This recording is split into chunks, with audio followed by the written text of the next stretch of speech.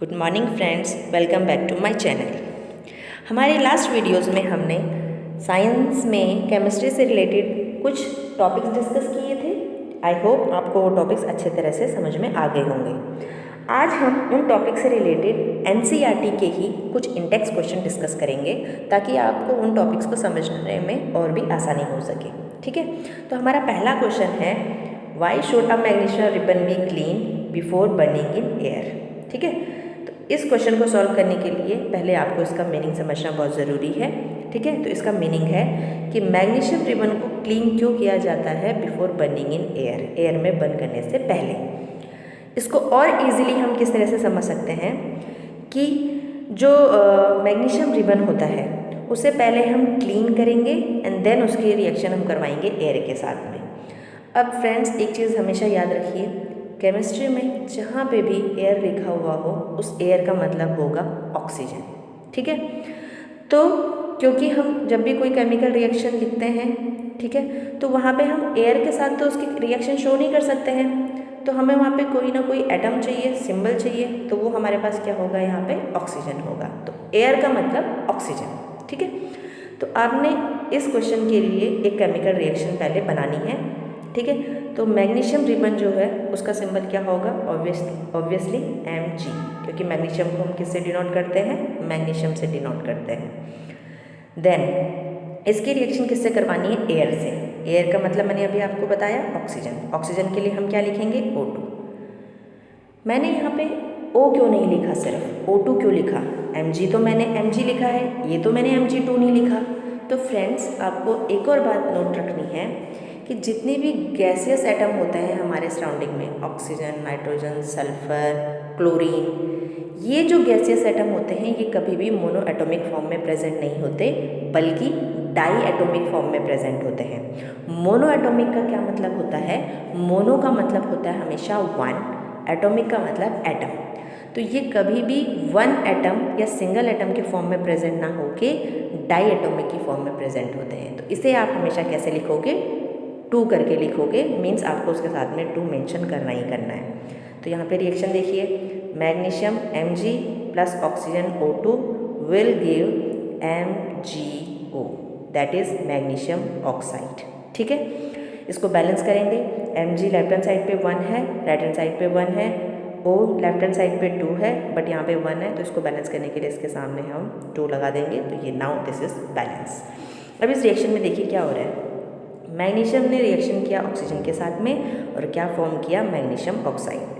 ठीक है, तो क्या होता है कि मैग्नीशियम को जब हम केमिस्ट्री में किसी भी केमिकल रिएक्शन में काम में लेते हैं तो वो इतना रिएक्टिव होता है कि वो पहले से ही जो सराउंडिंग की एयर है या ऑक्सीजन है उसके साथ में कंबाइन होकर के क्या बना देता है, मैग्नीशियम ऑक्साइड बना लेता है।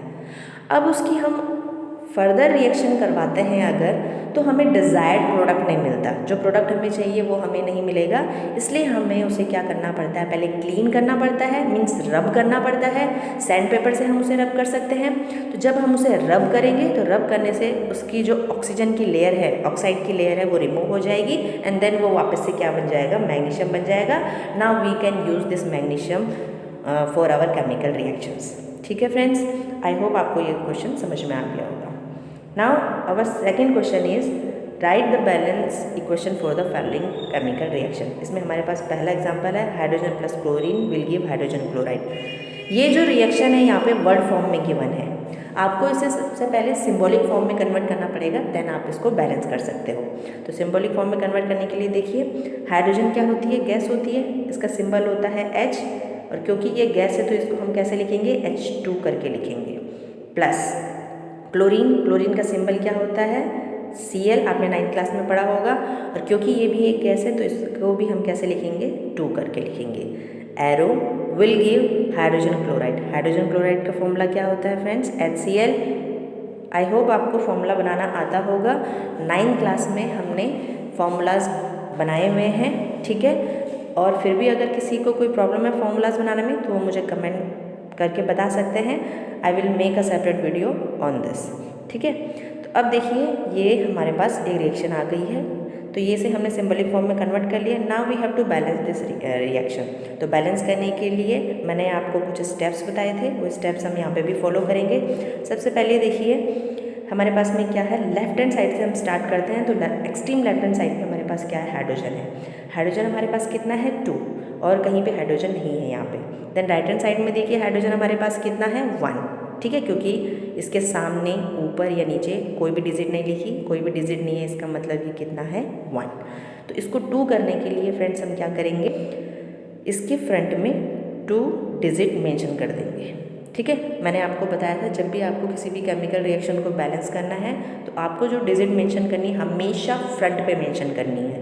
हालांकि लेफ्ट हैंड साइड पे वो नीचे है, लेकिन आपको उसे नीचे नहीं, आपको उसे फ्रंट पे मेंशन करना है। लेफ्ट हैंड साइड पे जो 2 डिजिट है वो हमने नहीं लिखी है, वो फॉर्मूले का 2 है, बट क्योंकि हम यहाँ पे बैलेंसिंग के लिए 2 यूज़ कर रहे हैं तो उसे हम फ्रंट पे ही लिखेंगे। तो ये हो गया 2H, जिसकी वजह से हाइड्रोजन हमारे पास बैलेंस हो जाता है, यहाँ पे भी 2 और राइट हैंड साइड पे भी 2। नाउ सेकेंड एलिमेंट हमारे पास क्लोरीन। क्लोरीन यहाँ पे कितना है हमारे पास, 2।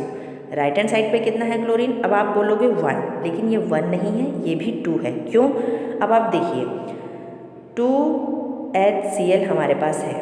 अब आप एक चीज़ बताइए, HCl मतलब हाइड्रोजन क्लोराइड एक कंबाइंड मॉलिक्यूल है, ये सेपरेट नहीं है। अब इसे आप ऐसे नहीं कहोगे hydrogen chlorine, no, this is hydrogen chloride molecule.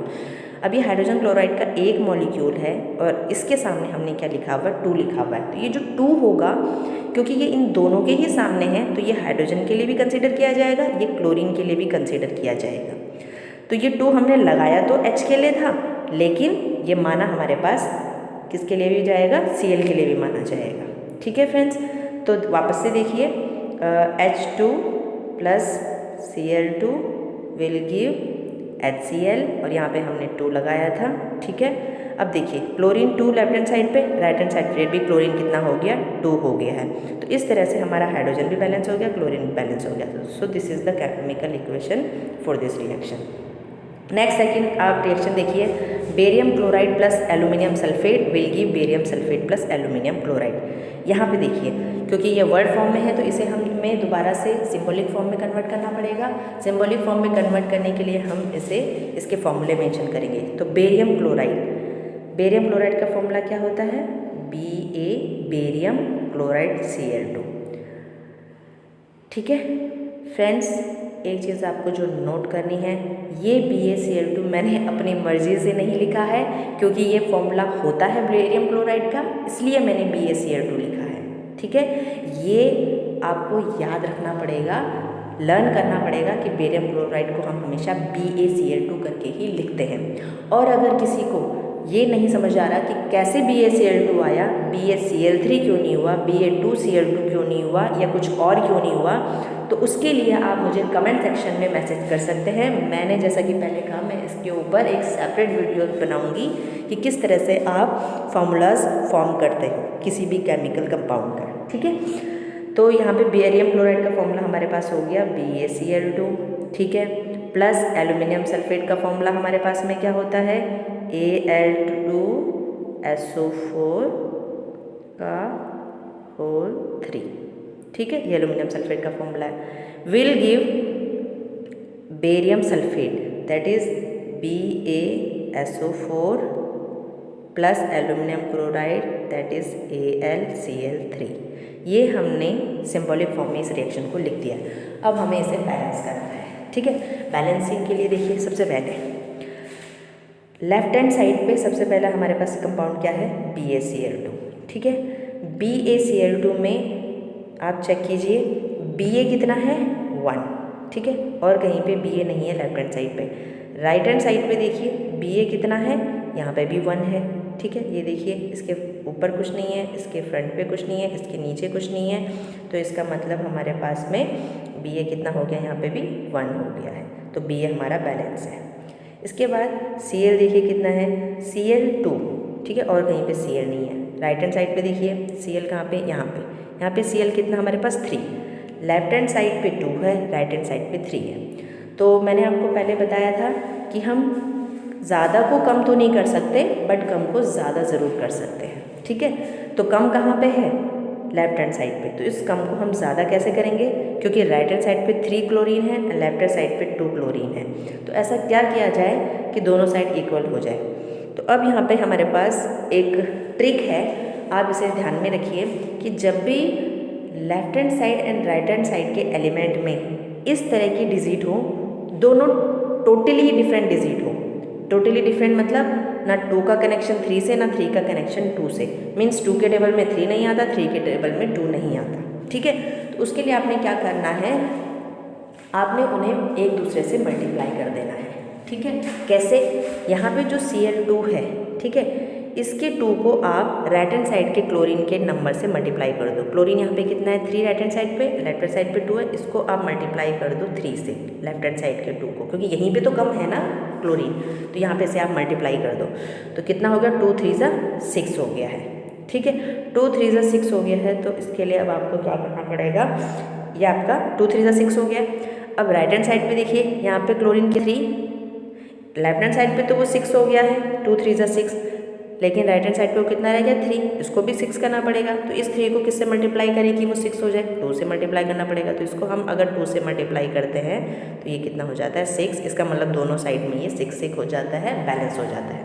अब बैलेंसिंग के लिए अब हम इसे डिजिट का ऑब्वियसली फ्रंट पे लगाएंगे, कितना लगाएंगे और कैसे लगाएंगे, इसके लिए आप देखिए कि हमें लेफ्ट हैंड साइड पे सबसे पहले बैलेंसिंग के लिए जो डिजिट लगानी है वो क्या है, ये AlCl3 था यहाँ पे आप क्या कीजिए, यहाँ पे आप लगाइए, क्योंकि राइट हैंड साइड पे 3 है क्लोरीन, तो आप लेफ्ट हैंड साइड पे भी BaCl2 के फ्रंट में क्या लगा दीजिए 3 लगा दीजिए। ठीक है, तो क्या हो जाएगा, क्लोरीन हमारा यहाँ पे फ्रंट पे 3, यहाँ पे बॉटम में 2, तो 3 × 2 कितना हो जाएगा 6। ठीक है, यहाँ पे 6 हो गया, तो यहाँ पे भी हमें 6 करना है राइट हैंड साइड पे। तो क्योंकि बॉटम में 3 है तो इसको 6 बनाने के लिए हमें 2 से मल्टीप्लाई करना है। वो जो 2 हम मेंशन करेंगे वो हमेशा फ्रंट पे करेंगे, तो फ्रंट पे मैंने यहाँ पे 2 लगा दिया एंड 2 × 3 कितना होता है 6। तो हमारा क्लोरीन क्या हो गया, बैलेंस। ठीक है, अब क्लोरीन को बैलेंस करने के चक्कर में क्या हुआ, बेरियम हमारा अनबैलेंस हो गया। ठीक है, पहले हम बेरियम को बैलेंस कर चुके थे, लेकिन अब बेरियम हमारा अनबैलेंस हो गया है।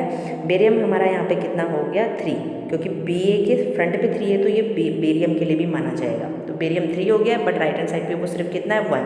तो राइट हैंड साइड में भी 3 करने के लिए हमें इसे किससे मल्टीप्लाई करना पड़ेगा 3 से। तो इसके फ्रंट पे हम क्या मेंशन कर देंगे 3, तो हमारा बेरियम भी बैलेंस हो गया। तो बेरियम बैलेंस, क्लोरीन बैलेंस हो गया। अब टर्न आती है एल्यूमिनियम। एल्यूमिनियम कितना है हमारे पास में Al2, मतलब 2। राइट हैंड साइड पे देखिए एल्यूमिनियम, इसके फ्रंट पे 2, इसका मतलब ये भी बैलेंस हो गया। सल्फेट देखिए SO4, SO4 left hand side में कितने हैं 3।